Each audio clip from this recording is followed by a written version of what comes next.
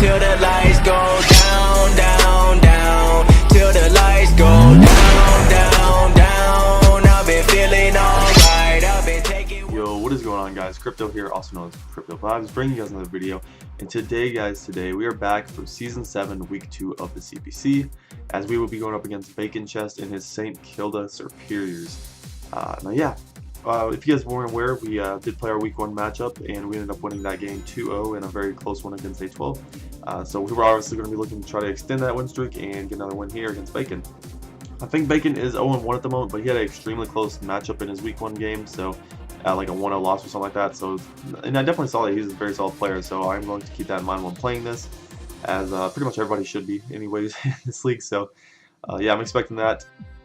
And to get in his team, he has the Megalopony, the Tapu Fini, Nidoqueen, Scizor, Celebi, Entei, Z Kyurem, Jolteon, Frostlass, and a Z Lycanroc.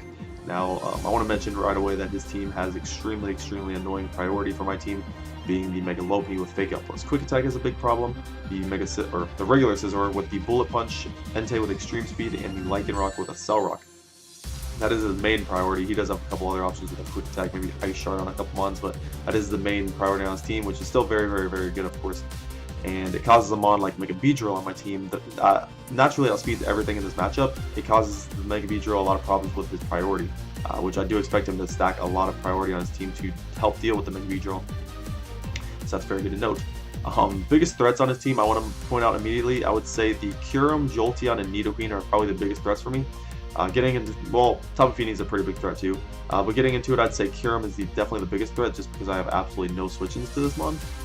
My Fire plus Steel type Pokemon in Heatran, which normally would take on, Dragon and Ice coverage pretty nicely, does not want to take an Earth Power. My Water type, which essentially, Water types, if they're bulky enough, can take on Ice type mons and even an Ice and Dragon and Kyurem. My Keldeo can definitely not take a Draco Meteor from Kyurem whatsoever. And then if you look at my fairy type being Tapu Bulu, it is also Forest Grass, so it does not want to take an Ice move from the Kyurem. So I have no switch-ins to Kyurem essentially this game, so I've got to play around this thing, try to beat it offensively, and just not let it run through my team essentially is the main idea with that. And I also trouble OHKOing that mon a lot. I don't have the best options to OHKO the mon either, so I've got to play very specific around that mon. It's definitely a tough mon for me in this game, but getting rid of that thing will just be like a huge relief if you're able to do so, because I don't want to lose to that mon. I don't think that mon would ever like clean and beat me, but I think it could definitely get rid of like 2 or 3 mons if I don't play around it appropriately, so that's definitely something I gotta watch out for. Now, going ahead and get into my team itself, I'm going to go ahead and start off with my Rocky Helmet Max Defensive Uxie right here, rocking Psychic, U-Turn, Stealth Rock, and Reflect. Now, this is pretty self-explanatory. He has a Megalopony on his team, which I definitely want to check for. Whether he's going to be going for Fake Out, Return, High Jump Kick, any of that stuff, I can take. I believe I actually take 3 returns. That might be a lie. Well, I can actually take a return and not obviously set up a Reflect, and then I would be able to take 3 returns that way. But I think Uxie naturally takes 3 returns anyways if he doesn't get any Fake Out chip prior, which is really good, because rocking a helmet on this mon in Megalopony is really good for another mon on my team coming up, which I'll mention. And then Psychic is obviously main stab to hit that thing. It hits the Nidoqueen for big damage, which is another mon I would not mind getting damage off on. The Nidoqueen, that is. The Nidoqueen is a mon I kind of expect this game to have Sugar Berry. So if I'm able to get damage off of it with the Psychic on the Uxie, maybe that will put it in range of Earth Power from like the likes of my Landers in front anyways if he is Sugar Berry. So that could be really important. Getting off slow U-turns on the likes of Megalopony could be really good if I predict him to switch out. A slow U-turn off on Celebi. Maybe even Kyurem if I want to let Uxie take a hit from Kyurem. Like I said, I just don't switch on Kyurem, so that's kind of a problem. But yeah, that's our Uxie basically there. It's a max defense. Its main job is to take on Megalopony. That's essentially it. And then get up rocks, of course, which could be really nice for the likes of like Focus Sash, things like Lycanroc. Kyurem, obviously, I would love to get damage off on Kyurem. Like I said, it's just a huge threat. So yeah, that's Uxie. I'll come back to the Rocky Helmet, why it's so important here in a little bit. Next mon on our team, we have our Mega Beedrill here, rocking Poison Jab, Swords Dance, Baton Pass, and Draw Run. Now, the most interesting thing you're probably going to notice about this Pokemon is the EV spread, as we are going max defense Impish with a little bit in speed. That little bit in speed allows us to outspeed his base 100s guaranteed, if they're not Choice Scarf, that is, being Entei and Celebi. Outspeeding Celebi is very important, obviously, so I can Poison Jab that. With no attack investment, I believe if even if he's offensive, we don't guarantee kill with Poison Jab, but if rocks are up, we do guarantee kill. And if he's defensive, we're not going to be able to kill anyways with Poison Jab, but he obviously has to be weary of U-turn because that's like on every Mega Beedrill set, so, but not this one. Yeah, the main idea behind this Beedrill set kind of coincides with my next mod on my team, so I'm kind of going to mention them together in a sense. So yeah, this Mega Beedrill is very, very fat. Essentially, he has a Lichen Rock, which a Cell Rock would normally just blow this thing back if I was an offensive variant, but we can actually take, I think we take about 50% from the Cell Rock, which is really, really good. So if we're able to get up a Swords Dance, we can Swords Dance into Drill Run against Lichen Rock. I don't even have to worry about a Cell Rock in that sense. If I'm high enough HP, that is, because I don't have Roost on this set, I can take on that. Like I said, I mentioned that his Nidoqueen definitely could be Shucaberry. So if he wants to use Nidoqueen as a switch into this, knowing that the Nidoqueen can take a Drill Run because he is Shucaberry, maybe I can pop that, and then later on my Landers will not have to worry about that clicking Earth Power against Nidoqueen, that is, if I'm able to pop the Shucaberry, which can be very, very important. Now, the Swords Dance and the Baton Pass is the main part of this this set right here, as I don't plan on letting this thing take much damage from any other mon unless like I said, need Lichen Rock. If I'm in a position where I feel like I can just kill him, and then him going for a Cell Rock doesn't really matter as much. The main idea with the Beedrill is he doesn't really have the best switch-ins to it besides, like I said, Shucaberry Nidoqueen if you want to use that, or Max Defense Scizor, which I think is a way better option for him for sure. Other than that, he just doesn't switch into it too well, which is very, very good for me. And if I'm able to get up a Swords Dance on, let's say, his Scizor coming in, a Baton Pass into a physical Heatran actually looks pretty good this game, so that's what we're going with here. We have our physical Heatran. Hopefully catching a Swords Dance from Mega Beedrill could be very, very good this game. This is the main win con this game, if I'm able to weaken things in range where they need to be. We are rocking Flame Charge, Earthquake, Iron Head, and Bug Bite.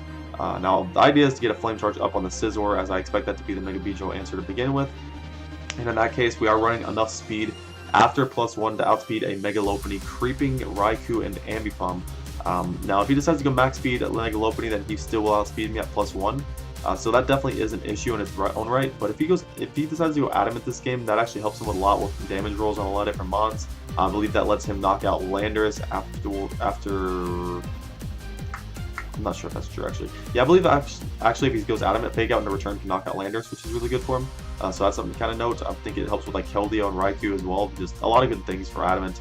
And generally, Mega Lopunny can't outspeed the likes of Mega Beedrill anyways, so him going Adamant outspeeds my entire team apart from that. So it's kind of like if he doesn't expect any random Scarfers on my team, then why wouldn't he go Adamant this game? And that's kind of what I'm banking off of.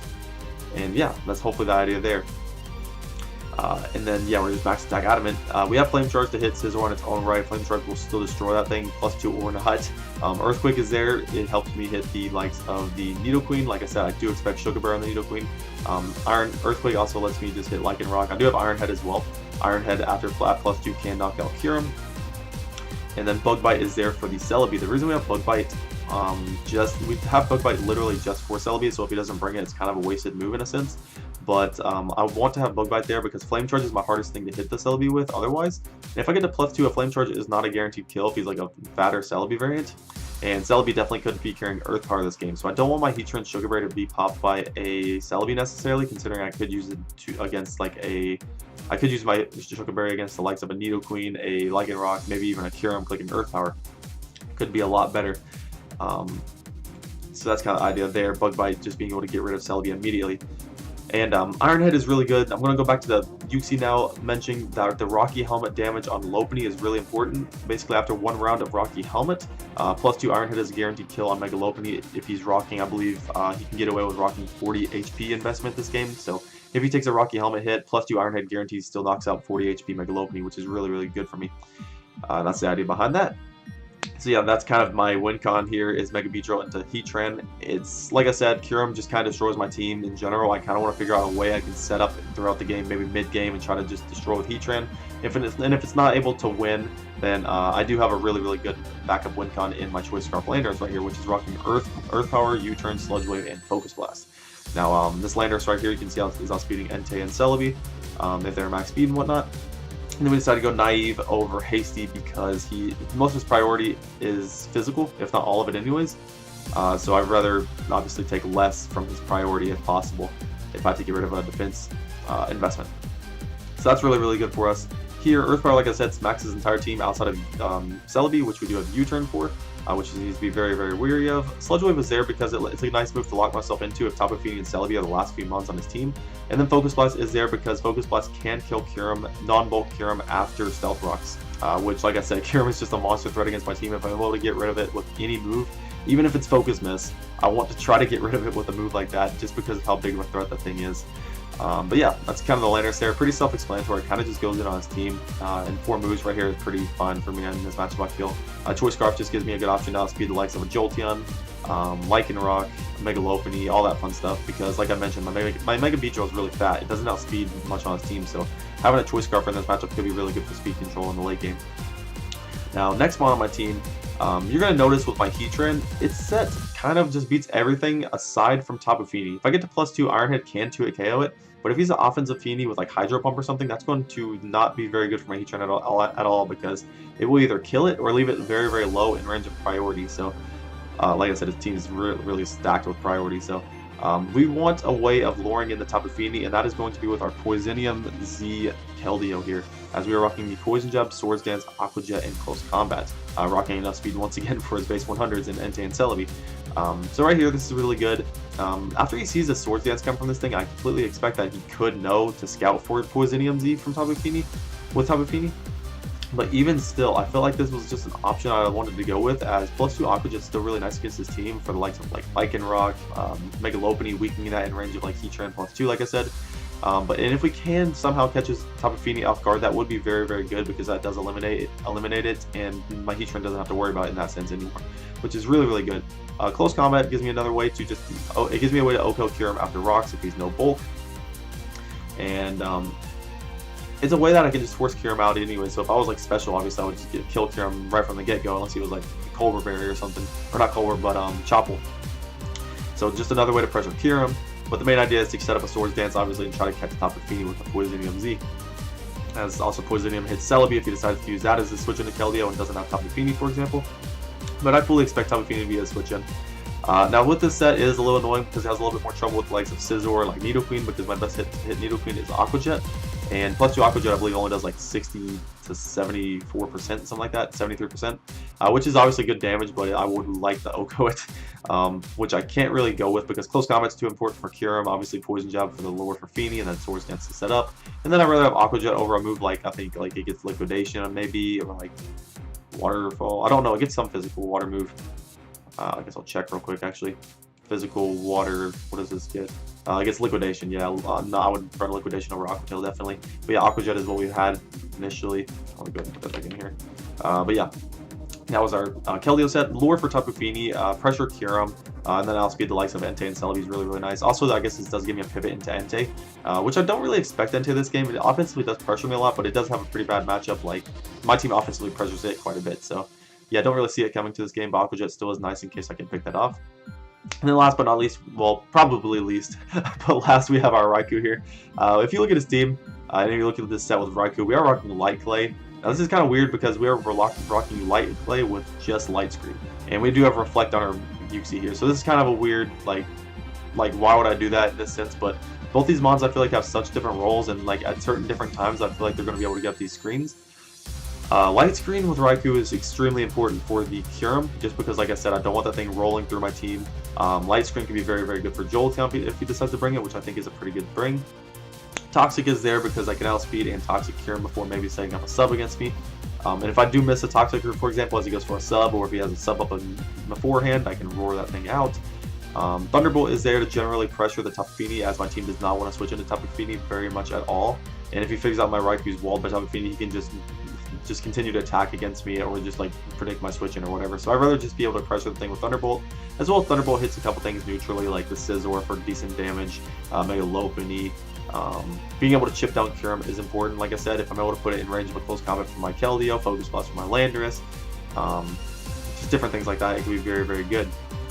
Raikou is, like I said, walled by Nidoqueen. I can't do too much about that. If I can Light Screen on his Nidoqueen wanting to switch in, then I do have a decent pivot in with likes of my Keldeo, which can offensively pressure it quite a bit, and that could be a very, very good opportunity for me to set up a Swords Dance on the like of a Nidoqueen if he does not want to stay in and die to like a water move.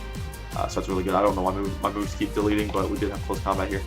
But yeah, like I said, and then our Raikou is creeping, I believe, Lycanroc, guaranteed, because I don't know, there was no reason to go any lower in my opinion, or there was no reason, yeah, there was no reason to go any lower, as I was gonna have to be timid anyways, and I felt like I didn't really need too much extra bulk, because I was just gonna throw the rest into special attack, which could be a little bit extra chip for the likes of Kirim and stuff. Yeah, that's basically the team. I feel like I said, my win con here is Swords Dance passing into Heatran, and then potentially Flame Charging up and winning there. And if that's not able to do it, then we do have our Choice Scarf Landers, which hopefully can pick off things at the end of the game. But yeah, guys, that's going to be the team. I'm going to go ahead and hop into the battle, and I'll be right back. Alright, guys, we are back in the battle, and as you guys can see, Bacon decided to bring the Lycanroc, Lycanroc, Megalopony, Kyurem, Tapu Fini, Scizor, and Nidoqueen.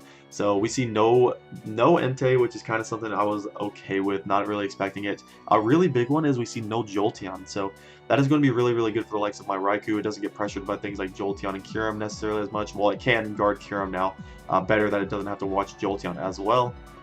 It means that I don't have to worry about Hidden Power Ice coming in on Landers if I ever wanted to predict a electric move or anything like that. It's just a big offensive thing that I was worried about, which is not going to be at this game. So I'm very happy about. But the rest of his team I did kind of expect. The Nidoqueen, Kyurem, Megalopony, Tapu Fini. Those four especially I expected, and then Lycanroc I thought had a strong possibility. And like I said, if he wanted to go switch into Beedrill, he wanted to bring Scizor. And I think that should be max defense Scizor. And if he's offensive, like, I don't see offensive really coming unless he has like superpower to hit Heatran. Otherwise, defensive is just a lot better in my opinion. But yeah, anyways here, I am going to lead immediately off with my Keldeo, as it has a pretty good matchup against everything right from the beginning. Aside from Tapu Fini, as it can. Most Keldeo sets obviously would be able to OHKO the Lopunny, and Lopunny cannot take out Keldeo, even with Fake Out into High Jump Kick, which I think is the strongest combination it could go for. Outside of like Fake Out into Last Resort, which I definitely don't think it'll be this game. Keldeo matches up good against Kyurem, it matches up good against Lycanroc. Scizor would probably just want to U-turn out to keep health on it, or even just hard switch out to keep health on it for Beedrill, and then it has a good matchup against Nidoqueen. So if I can get any of those leads besides Tapu Fini, Keldeo has a good start here. So yeah, he's going to actually lead off with his Lycanroc, I believe, right here. As yeah, we're going to get a good lead with our Keldeo right here. Now, this is one of his Z users, and I debated if he was potentially going to be Electrum Z this game for my Keldeo, but I figured, why would he do that? Electrum can't even knock out my Keldeo unless he decides to go Adamant, and in that case, I would outspeed him. And if I'm at full, Electrum cannot knock me out, like I just mentioned, which is actually really good if he's Jolly. So he really can't do too much to me here, and I feel like he wouldn't want to let this go down right from the beginning. And yeah, he's just going to pull the switch into his Tapu Fini, as I'm just going to make the aggressive play immediately as I go for the Swords Dance right here. Now, I did think about potentially trying to predicting my Z move right here, but I figured I had him in a very strong position. If I'm able to get rid of Tapu Fini on turn 2, that could just open up the door for Heatran immediately. And yeah, we're going to go right here for the Z move, and as you can see, we do knock him out. That crit does not matter whatsoever. If he's max defense bold Tapu Fini, I believe the roll on that is like 97 mint. So it would have been a very, very low roll if possible, if he even was max defense. And considering this was a switch into Keldeo, I don't think he was max defense whatsoever bold. So I definitely don't think that crit mattered. I probably should have mentioned that calc in the team builder, but yeah, that did not matter. As now he's going to go ahead and bring out the Lopunny here. I believe I just go right into my Uxie right here, as he is going to be clicking the Fake Out, and as you're going to see, he takes the Rocky Helmet, and that damage right there is huge for my Heatran once again, because if I get the +2 with my Heatran, the +2 Swords Dance or pass into it, then Iron Head is a guaranteed kill on Lopunny, unless he's like some really, really bulky variant that I'm not expecting. But right here, I am just going to click the Stealth Rocks, get those things up for the Kyurem late game. Lycanroc potentially making a Sash. That's very, very good. And now we're just going to U-turn out on the Scizor as we take Rocky Helmet right here. So that kind of confirms to me that he is a very, well, right there after seeing the damage we see is very, very fat. And seeing the Rocky Helmet makes a lot of sense for the likes of my Beedrill. Rocky Helmet's a really good bring too on his part, because Rocky Helmet weakens my Beedrill in range of priority from his team. As you can see, he brought a lot with the Bullet Punch Scizor, most likely Bullet Punch that is, Cell Rock Lycanroc most likely, and then Fake Out Lopunny, which we already saw. So very, very solid prep on his part right there with the Rocky Helmet, as we are going to elect to bring in our Keldeo right here, as he decides to go for a U-turn of his own. Definitely didn't want to switch my Heatran there on a potential superpower, as Heatran has a win con here for me. And he's going to bring in Mega Lopunny here, and at this point, Fake Out into High Jump Kick can definitely knock out my Keldeo. So that's something to keep in mind. But at this point, he already saw my initial switch in with Uxie. I figured Uxie was a really easy switch in once again. So for that reason, I actually am going to stay in right here and click the Close Combat. I believe. Yeah, because close combat and Aqua Jet will kill Mega Lopunny, guaranteed.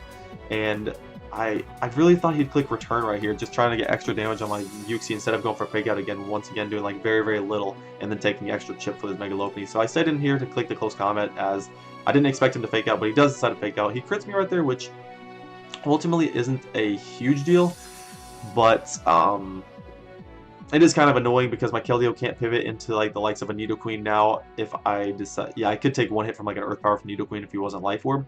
So if I didn't get crit right there, if I decided to save my Keldeo. But at this point, my Keldeo did get crit. It's weakened now. It does have a lot of trouble pivoting into a lot of things now, and it did its main job in getting rid of the Tapu Fini. So what I'm going to do here is actually click Aqua Jet, as that is going to put Mega Lopunny in guaranteed range of Earth Power for my Landers, which could be very good for the late game scenario. And put him at 60%. He's going to knock me out with the return right there. And now I believe I bring in my Landers. Like I said, he is immediately in range of Earth Power. I want to see what his initial switch into this is. As you can see, like I said, he does not have the Celebi, so I don't have to worry about clicking U-turn here. We already saw that the Scizor is going to be max defense. Lycanroc, if it switches in, will die because potential Focus Sash will be broken because of rocks. Mega Lopunny stays in. Like I said, it's in range of Earth Power. If Nidoqueen wants to switch in, the only way it lives is if it's Shukenberry or Focus Sash. Focus Sash gets broken by rocks. And if he is Shukenberry, then I will break that and can kill on the next Earth Power. So I'm kind of just wondering what his play is here. He goes Kyurem and takes rocks, and I'm like, oh my goodness, this is great. Kyurem's going to die in 2 hits. But no, he's actually Assault Vest. He's actually a very, very fat Assault Vested Kyurem. And with that information, that is good to note. Obviously, if he was Choice Scarfed, I would outspeed because I'm Choice Scarfed as well. But him being the Assault Vest right there means that he will be able to live my next Earth Power, so I need to dip on out of here, whether it predicts me or not. Keeping Landers is way too important. I'm going to go in my Raikou here, as it can take 2 Ice Beams. It could take a Draco Meteor into an Earth Power as well, which is kind of what it was EV to do. But right here, I believe I set up the light screen as he goes for the Draco Meteor and leaves me on 20%. And right here, I think I clicked Thunderbolt. Now, what I do is I click Roar. Now, this is a turn I probably should have just actually spammed Thunderbolt just to weaken the Kyurem. Because with the light screen up, my Beedrill can actually come in on Kyurem pretty easily and get up Swords Dances, and if I can Baton Pass into Heatran on a Kyurem, not going for Earth Power, that could be actually really big for me. But I Roar him out into Nidoqueen, which is like really, really bad for me right here, and I'm going to click Roar again, assuming he's just going to knock me out. But he actually gets up Stealth Rocks right here, and me roaring this thing out is actually really good, because he gets Kyurem back in. So right here, I finally realized my mistake from earlier, so I'm just going to spam Thunderbolt right here, try to leave this thing very low, as he's going to knock me out with the Ice Beam. Now I'm going to take this opportunity to bring in my Beedrill. With the light screen up, I don't have to even fear this thing to KOing me, even if he's faster than me, which we know he's not faster than me because he's not Scarfed at this point, even though my Mega Beedrill is very, very slow. We do know we outspeed this. And if he decides to go into Scizor right here, we can definitely take any hit from that thing, and like I said, I can Baton Pass my Heatran very, very freely on the Scizor. Now I'm going to go for the Swords Dance right here after I Mega, and I believe he goes for the Ice Beam. Yeah, and you can see with the light screen, we are going to be able to take 2 guaranteed anyways, and we're going to Baton Pass into our Heatran right here. Now, listen to this. He definitely could have clicked Earth Power right there, which with the light screen and Shukenberry I could have taken, and I believe the next one actually killed me. So if he decided to click Earth Power into Earth Power, he could have killed my Heatran right here. But with the damage I figured out earlier from the Kyurem, I knew that he was a very, very fat Kyurem with a lot of special attack investment, so I didn't think he'd actually outspeed my pretty fast Heatran right here. I think he'd have much speed in it. So I'm going to click Flame Charge right here, end up outspeeding him. And this is really, really good. Heatran's in a strong position. We're +2, +1 essentially with our Heatran right here as he brings out the Nidoqueen. Now, we will guarantee outspeed this thing unless he's Choice Scarfed. And if he's Choice Scarfed, we do have our Shukenberry, of course, which we can definitely take a Earth Power with behind a light screen and behind a light screen with our Shukenberry. But we're going to go ahead and click Earthquake right here, and he is Shukenberry like we potentially expected. He's going to live that, click Earth Power on us, and with a light screen Shuko, we are going to take that. Not too well, but we do take it. And we're able to knock out the Nidoqueen again with the Earthquake. He brings in the Scizor once again. Now, it makes sense right here because he brings in the Scizor. This thing is Rocky Helmet. And my way of hitting this Scizor is Flame Charge. That's my best way of hitting it, as I am going to unfortunately have to take Rocky Helmet into Bullet Punch, which is going to do 6% there, and then it's going to do 16, I believe, with that. Or it leaves me at 12% from Heatran. And we are going to knock him out right there, which Heatran just obliterated a lot of his team, which is really, really good. This does put me in range of a Cell Rock. I could potentially pivot out onto my Landers right here if I want to try to protect the Cell Rock, but that's definitely a joke on my part, considering Landers cleans up at this point. So I'm just going to stay in with Heatran right here and sack it to the Cell Rock. Heatran did its job. It killed 3 Pokemon. It definitely went in. And then Landers is going to come in right here and just click Earth Power 2 times, and we have this game essentially wrapped up. So yeah, that is going to be the game. well, after he fake outs me right here. If he fake out crit into quick attack crit me, I guess he could have won. No, I still had Yuxi with high enough health to kill that thing with Psychic at that point, and he could not have killed Yuxi with anything, so we were still in a fine position there. But yeah, we were going to win this game 3-0. Good game to Bacon. I was very happy with this build this week. I thought it was very creative, and it was a cool bring overall. Heatran was able to get 3 kills for 2 weeks in a row, so it's sitting at 6 kills actually so far, so that's pretty good for a Heatran in my opinion, so I'm happy about that. The Kyurem definitely was a nuisance, but it was something we were able to get our light screen up on, which was really, really good for Raikou. So Raikou looking like it had a terrible matchup in general against the likes of Nidoqueen, and Kyurem setting up on it potentially actually still put in some very solid work for the team. Kilda was a very, very good lure in this matchup, like I mentioned. Yuxi did what it needed to do to weaken weaken the Lopunny, and then Heatran and Landorus kind of did the rest with support from Mega Beedrill. So that was the match, guys. We are going to be 2-0 now with a +5 differential as we've been moving into week 3. As I'm not sure who we're playing, I can't remember at the moment, but obviously I'll be out with that as soon as possible. Thank you guys for watching, and peace.